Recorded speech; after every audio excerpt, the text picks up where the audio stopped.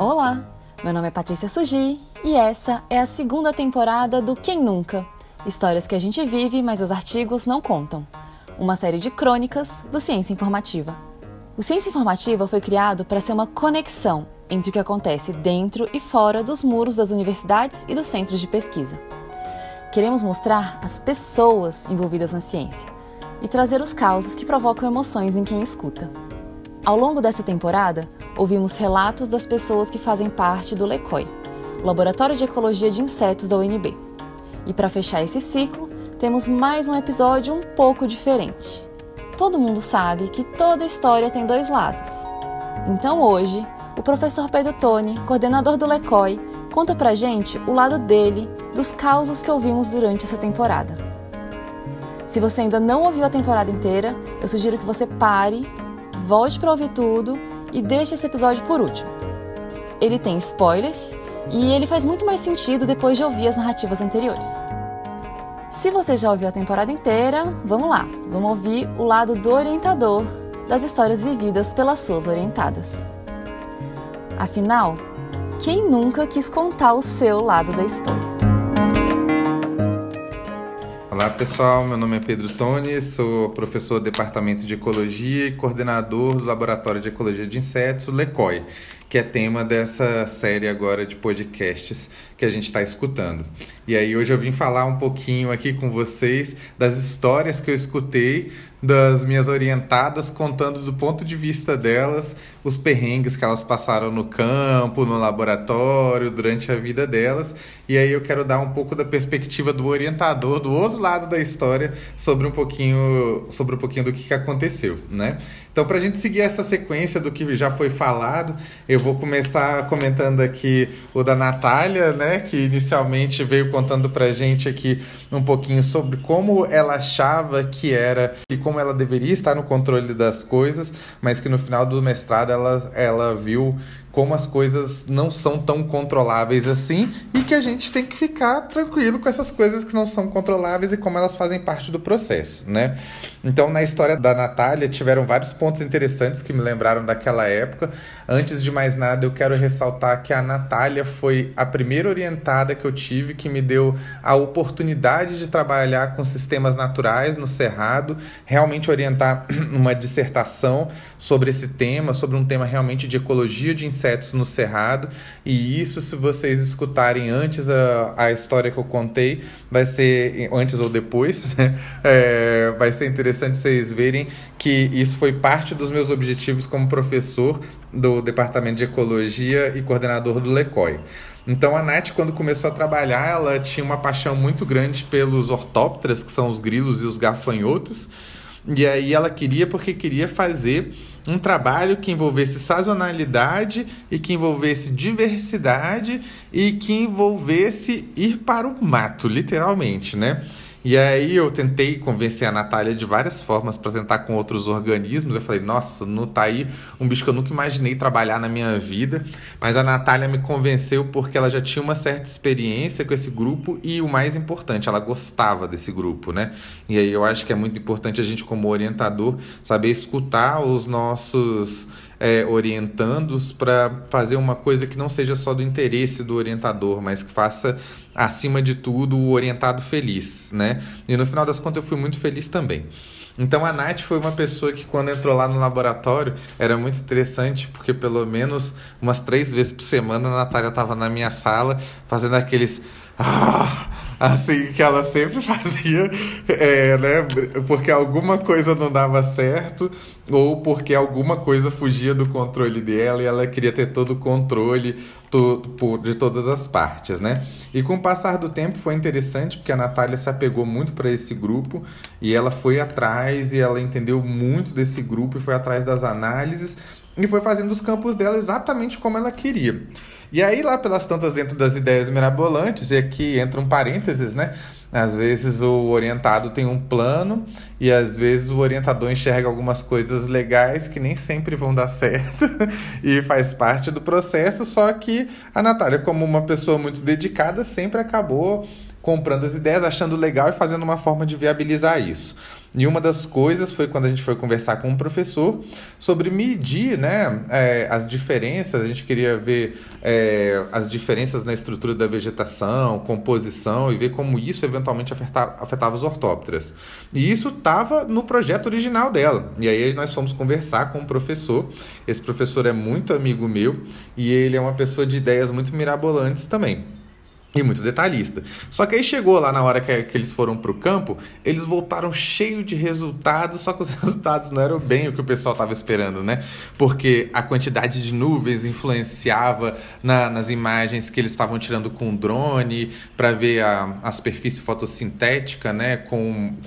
Você transformava a imagem num negócio que a gente chama de NDVI, que era um proxy, né, que falava alguma coisa sobre o quão fotossinteticamente ativa estava aquela área, e com base nisso a gente pode tirar vários parâmetros. E aí a Natália foi uma, foi duas, foi 3 vezes com esse professor para o campo, e aí voltou, a gente viu que não ia dar certo de jeito nenhum.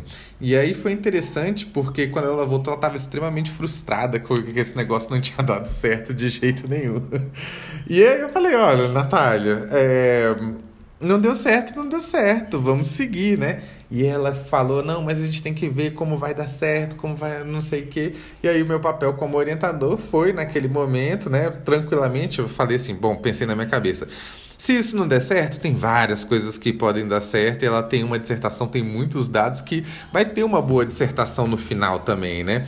E aí, depois de muita conversa com a Natália, muitos né, dela no caminho, a gente acabou chegando na conclusão que a gente não iria usar aqueles dados. Mas naquele momento, como orientador, foi muito interessante de ver, né, o crescimento dela como pesquisadora, de entender que às vezes a gente faz 1 milhão de coisas, faz 1 milhão de análises, para algumas delas dar certo e ver o padrão que a gente está procurando, ou às vezes, principalmente, o mais interessante é os padrões que a gente não está procurando. E aí, logo depois, já indo para o finalzinho do mestrado, nas últimas coletas dela, passamos por esse momento, vimos que não ia dar certo, fase superada, o que acontece? A área da Natália pega fogo. E pega fogo num dos lugares que foi... que a gente queria, que tinha uma diversidade alta e tudo mais, era uma parcela importante para o projeto, só que o trabalho da Natália estava bem desenhado. Ela tinha um número de réplicas suficiente, se eventualmente acontecesse alguma coisa, desde o começo a gente planejou, né, pelo menos a gente já estava pensando nisso, que se desse algum problema, uma ou outra a gente poderia excluir das análises. Só que, obviamente, pegou fogo. Então, você imagina que logo depois a frustração da Natália, mais um e obviamente falou, agora lascou de vez, não tenho mais o meu mestrado, vai estar falho, não sei o quê. Depois a gente foi contornando esse problema, e aí foi muito interessante de ver que o que ela aprendeu com isso, né? Não só o fato de não estar no controle, mas as observações da história natural dos insetos, como a comunidade, ela já tinha uma experiência com padrões de coloração no cerrado, então como a comunidade mudava, como estava sendo o processo de colonização e tudo mais, e eventualmente para a dissertação pode ser que aqueles dados nem sejam os melhores dados para entrar numa análise, não sei o que, mas para a formação de uma ecóloga, né, que realmente entende de história natural e de saber o que é que está acontecendo no campo e ver os fenômenos, interpretar eles ecologicamente, eu tenho certeza absoluta que isso foi um ganho absurdo para a Natália. Tanto é que quando ela terminou a dissertação dela, as pessoas elogiaram muito o desenho experimental dela, elogiaram muito a dissertação dela, e chegou no final, eu tenho certeza que foi formada uma pesquisadora muito melhor, com um olhar muito mais atento do que quando ela entrou. Então eu acho que o fato de ter olhado para as variáveis incontroláveis ou que fogem do nosso controle, mesmo quando a gente pode controlar elas, eu acho que foi uma parte do processo que foi muito mais importante do que o produto no final, né? Então, às vezes, a gente tem uma coisa que é muito interessante, que quando a gente olha para os alunos de pós-graduação, é que a gente sempre mira na dissertação, no artigo, na tese, mas o processo ele é sempre muito mais importante do que o produto no final. E aí, falando em processos e produtos, né, uma outra pessoa que teve um processo muito interessante e que foi muito, por mais que tenha sido vários perrengues de campo e tudo mais, uma pessoa que o processo foi muito mais importante do que o produto também foi a Érica, né? Que a Érica contou para vocês como a gente acabou adquirindo uma dívida em euro lá na Europa, especificamente lá na Alemanha, né? Na ocasião a gente tinha mandado alguns insetos, né, para fazer uma análise chamada de isótopos estáveis lá na Alemanha, porque aqui no Brasil não dava para fazer com os insetos dela por conta do peso mínimo que o equipamento lia. E a Érica precisava mandar esses isótopos, essas amostras lá para a Alemanha. E aí eu falei, bom, uma coisa que eu acho que é importante a gente trabalhar na pós-graduação é a autonomia do pós-graduando. Então a primeira coisa que eu falei para a Érica, beleza, temos o dinheiro, vamos mandar lá para a Alemanha. Só que você vai lá no correio e você vai lá enviar esse negócio.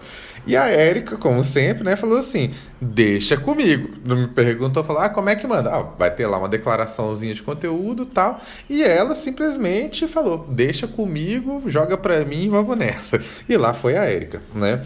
E lá no correio, ela passou por todo o perrengue que vocês já escutaram antes.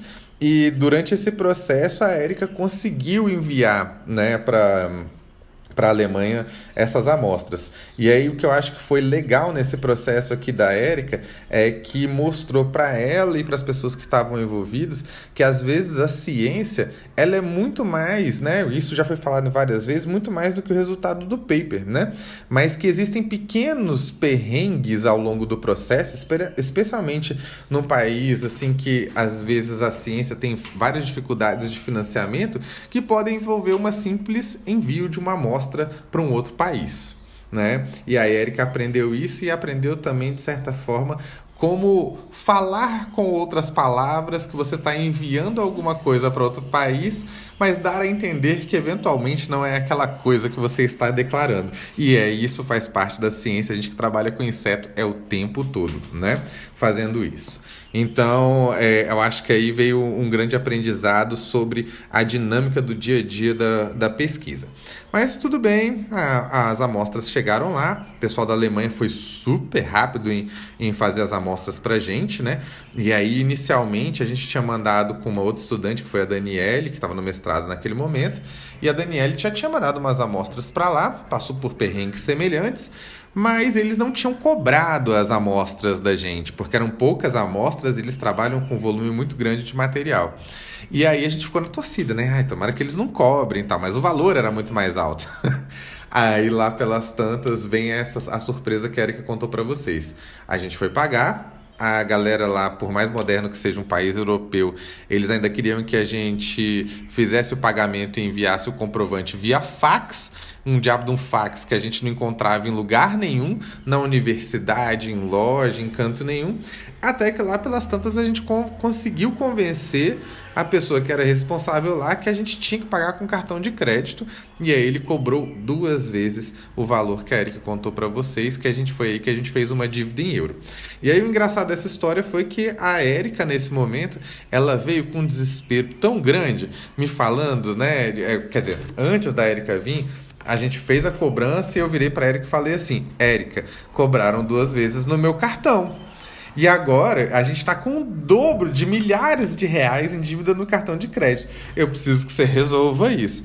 E a cara da Érica nesse momento foi assim, impagável, né? Porque ela falou, ai meu Deus, e agora? Onde é que a gente vai tirar dinheiro para pagar isso? E eu na minha cabeça pensando, a gente é muita gente, né, Érica? Porque essa dívida tá no meu nome, eu vou ter que me virar. Mas agora você vai me ajudar a resolver esse negócio. E a Érica sabiamente conseguiu, com o bom humor dela, né, com um sorriso sempre no rosto estampado, apesar de estar fazendo piada com aquele fundo de nervoso no final, conseguiu lá, né, resolver essa questão. Eu não consegui entrar em contato com o meu cartão de crédito, quase tive que pagar 2 vezes, mas a Érica em tempo conseguiu resolver isso. Eu poderia ter pego e ligado, entrado em contato para resolver isso? Poderia, como orientador. Mas também havia um prazo, havia um tempo para que meu cartão de crédito fosse debitado aquele valor exorbitante, e naquele momento eu optei por deixar na mão da Érica, né, para resolver isso. Não é porque eu queria massacrar ela ou coisa do tipo, não, mas era porque era uma parte do aprendizado de que a pesquisa toda envolve uma série de etapas e problemas como esse acontecem o tempo todo. E eu acredito que fazendo uma resolução de um problema como esse, de achar um fax que a gente não encontra, achar uma alternativa para isso, enviar pelo correio pelas vias que nem sempre são as mais, não vou dizer incorretas, mas que não são a 100% daquelas explícitas, né? E resolver um problema de dinheiro é isso que prepara um bom pesquisador, né? Mesmo que você vá trabalhar ou não na área de pesquisa, saber fazer gestão das coisas, gestão das pessoas e gestão dos momentos difíceis que aparecem, eu acho que é uma fase importante. E a Érica se saiu assim super, hiper bem, e nós conseguimos resolver essa dívida em euro graças ao esforço dela, né? Então, Érica, foi muito bom ter escutado a história para depois a gente ver, para a gente poder rir juntos e você entender hoje que isso fez parte de um processo de crescimento pessoal e profissional seu, né? E esses crescimentos pessoais e profissionais, na verdade, eles batem em várias etapas diferentes, né, da vida de quem está fazendo pesquisa. E eu acho que um dos crescimentos mais importantes que as pessoas têm é quando elas estão no campo, como eu já falei anteriormente para vocês. A Natália tinha ido lá no campo, passou pelos perrengues dela. A Érica, para enviar essas amostras, ela teve que coletar esses insetos no campo. A gente teve uma estudante lá, que foi a Karen, que um dia teve que ir no campo, foi sugar os insetos das plantas, tinham aplicado agrotóxico, o pessoal não viu, não avisou para elas, o pessoal passou mal, aprendeu com isso, que tinha que perguntar antes, ou que pelo menos sentiu o cheiro do que estava sendo aplicado lá, né? E tudo isso virou uma história, um aprendizado muito grande. Mas isso acontece porque a gente faz pesquisa no campo. E a pesquisa no campo tem vários perrengues. E um dos principais perrengues é a gente ir para o campo. O primeiro é conseguir um veículo para levar a gente para o campo, um motorista, e depois conseguir voltar com esse veículo inteiro. Então, como vocês viram o pessoal ali, o Gabriel, a Amanda, a Ana Cláudia, várias pessoas conversando sobre os perrengues que passaram no campo, né? Desde as pessoas indo dormir, até as pessoas no caminho, até os pneus furados, os rasgados nos pneus, tudo isso faz parte do processo, né? O João também teve isso, e aí às vezes esses aprendizados são bons pra gente que trabalha em campo, né? Então, por exemplo, pneu furou, né? O que eu posso fazer por você? Eu não tenho muito que eu posso fazer. Você tem que dar seu jeito, você vai ter que se virar, né, para poder conseguir voltar e lidar com a consequência que é inerente do nosso trabalho, que o carro quebra e quebra constantemente. Especialmente quando a gente vai com um carro velho para o campo, que é o perrengue dobrado. E aí o pneu rasga, como rasgou várias vezes, que eventualmente chega um momento que eles têm que me avisar, eu tenho que resolver, mas um pneu furado o orientador não vai resolver. Cabe ao estudante também, como a Ana aprendeu antes, a trocar um pneu, né? Então nisso foi um outro aprendizado de vida que está relacionado ao crescimento científico de pelo menos como trocar um pneu, resolver esse perrengue no campo e tudo mais.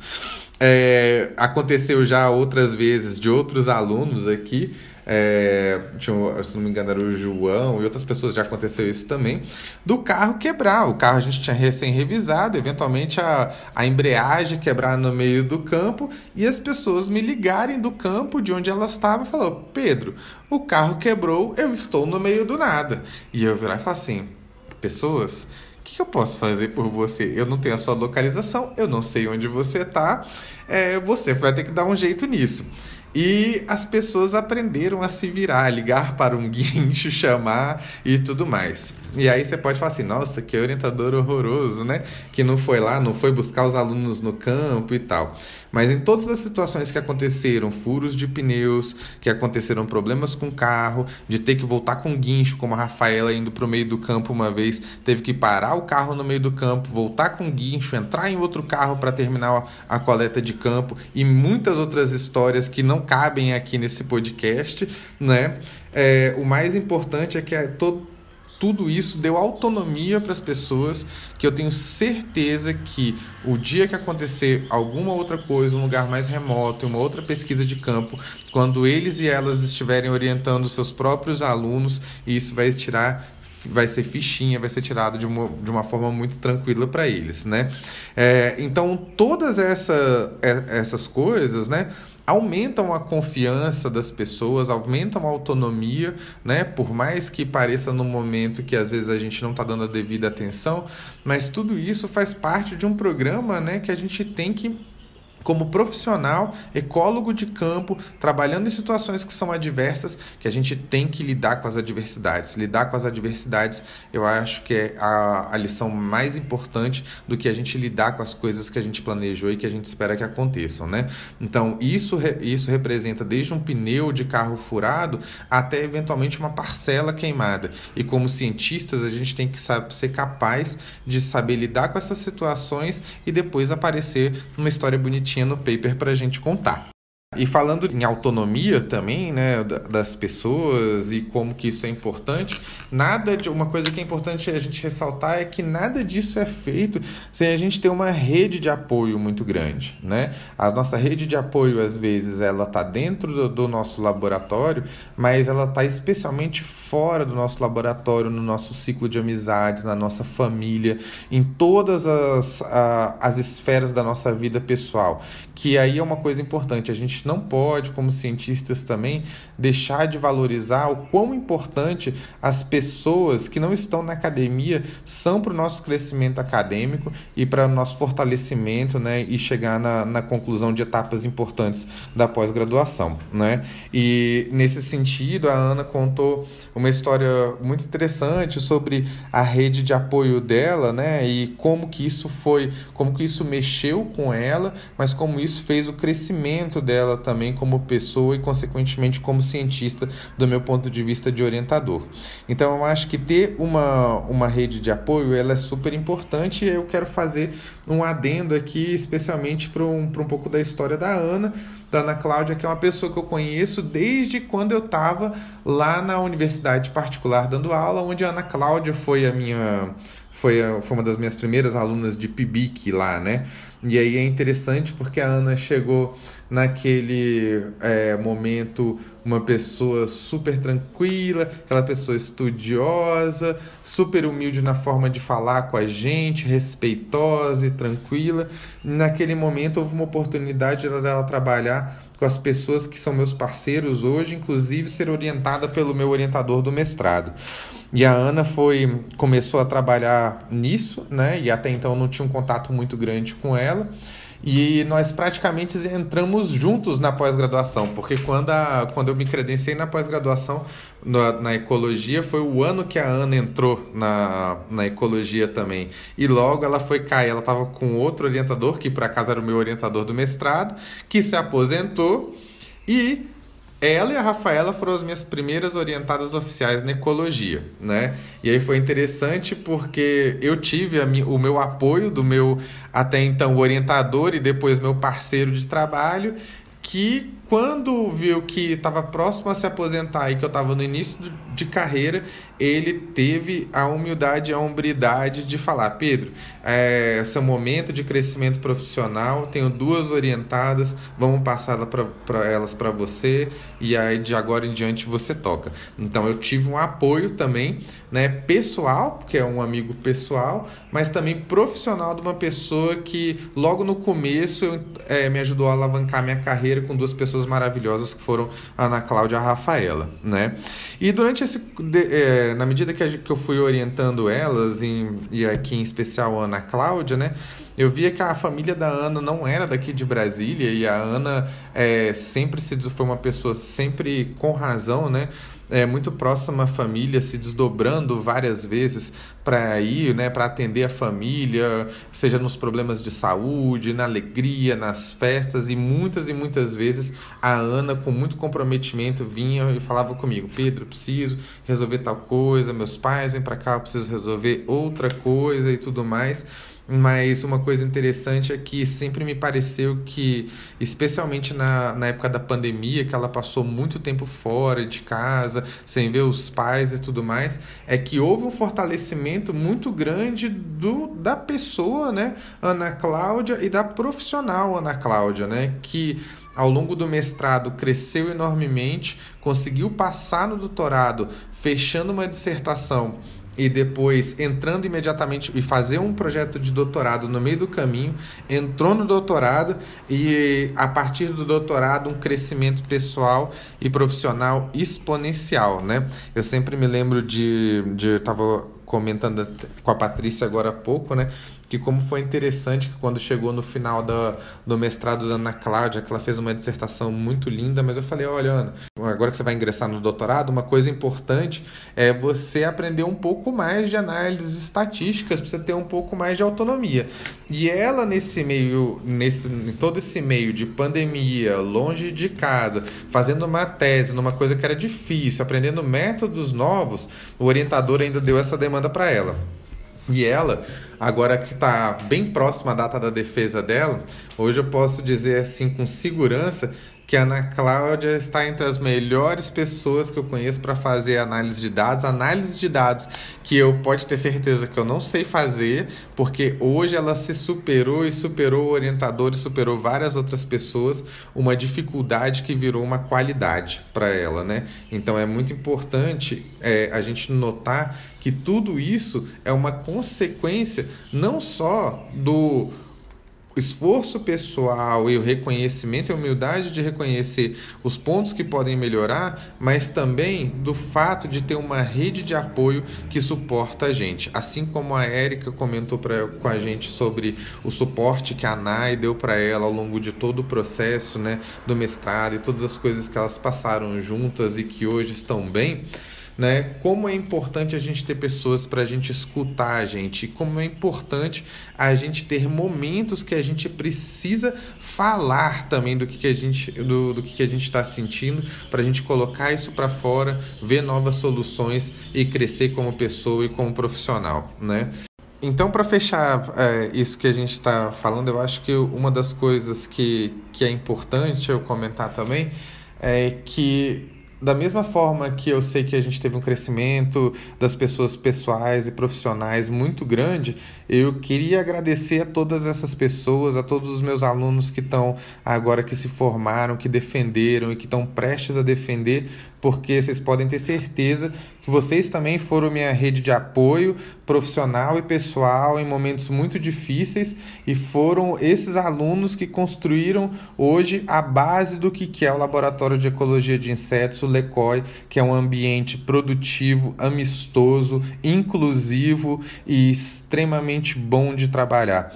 Então é importante a gente relembrar de todos esses casos e relembrar de todas essas histórias e de discutir todas essas coisas também, porque do meu ponto de vista eu sou muito grato a todas essas pessoas que falaram aqui nesse podcast, as pessoas que não falaram, mas as pessoas que passaram, que ainda estão e que vão passar pelo LECOI, que eu tive muita sorte de, como orientador, ter uma primeira leva de pós-graduandos com pessoas tão sábias, profissionais e pessoalmente, que construíram o LECOI que é hoje. Então, pessoal, eu queria agradecer a todas vocês e a todos vocês pelo empenho, pelo esforço em tornar o LECOI o que foi hoje. As histórias de vocês podem ter certeza que vão fazer parte da fundação do nosso laboratório e que vão estar guardadas aí no meu coração e na minha cabeça para sempre. Esse episódio mostra mais um dos motivos para o LECOI ser um lugar muito especial na minha trajetória acadêmica. E eu tenho certeza que também na trajetória de muitos estudantes e pesquisadores colaboradores que passaram por lá. Eu queria fechar essa temporada agradecendo a todo mundo que aceitou compartilhar um pedaço da sua vida com a gente e a todo mundo que tem escutado esse podcast. Vocês todos são a razão para ele existir. A próxima temporada já está sendo produzida e está sendo em colaboração com as estudantes e professoras incríveis do projeto Mulheres na Ciência da UFMG. Aproveita esse intervalo que a gente vai fazer até o lançamento da terceira temporada para conhecer o trabalho delas no perfil @mulheresnaciência_UFMG no Instagram. E se você também quer contar seu caso aqui, ou quer indicar alguém que tem uma boa história para contar, entre em contato com a gente por e-mail, cienciainformativa@gmail.com ou pelas nossas redes sociais. Você pode fazer parte da nossa 4ª temporada, ou quem sabe a gente pode fazer uma temporada dedicada ao seu laboratório ou centro de pesquisa. Gostou do nosso conteúdo? Segue a gente no Spotify ou se inscreve no YouTube para não perder os próximos episódios. Aproveita também para compartilhar esse episódio com seu orientador ou sua orientadora favorita. Obrigada por estar com a gente, um ótimo fim de ano e até o ano que vem!